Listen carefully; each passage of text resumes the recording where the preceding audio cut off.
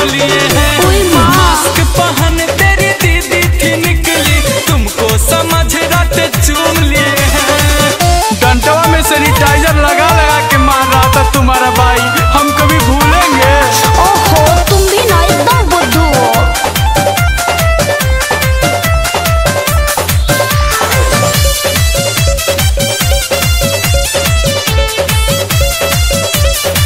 हाथ गोड़ फूलल बा, मुँह लटक के झूलल बा, दोनों गाल भइल जैसे ठीक हो जाए। अमरूद घुलल बा।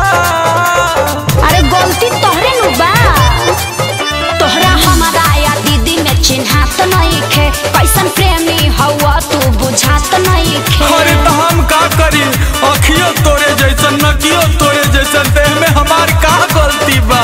तोरे से मिलने आए तो का जुलूम किए हैं। अरे बड़ी उठा उठा के पटक ले बा, हमरा तो मिलहू आवे के मन ना करत रहे। अरे मास्क पहन तेरी दीदी थी निकली, तुमको समझे रात चूम लिए। क्यों करते हो? पहन तेरी दीदी थी निकली, तुमको समझ रात चूम लिए हैं। अरे हमार दीदी ही तो हमरे लिए नु होई।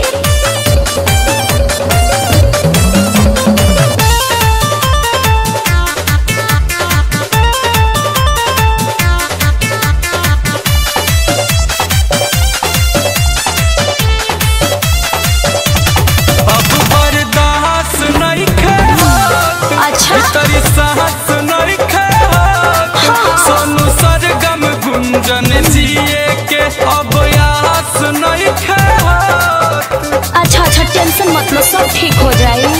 तोरा सन का काम रहे बोल गइला के, हमरा घर भर से तोहरा अझुरइला के। अरे हम बार बार कह न रहे हैं कि हम चिन्हिए नहीं पाए हैं। और उस समय हमको कुछ बुझाइबे नहीं किया और हम ले लिए। अरे क्या क्या ले लियो? अरे चुम्मा रे पगली, आ तू हरदम उंजे रहलू। ओफो मारी के पूरा देह हाथ दादा सुन किए हैं। तब हम का करी? अरे मास्क पहन तेरी दीदी थी निकली, तुमको समझ पूरा चूम लिए हैं। मास्क पहन तेरी दीदी थी निकली, तुमको समझ रात चूम लिए हैं। ठीक बा चलो 4 गो सुई दिवा दी। अरे हमर सोना।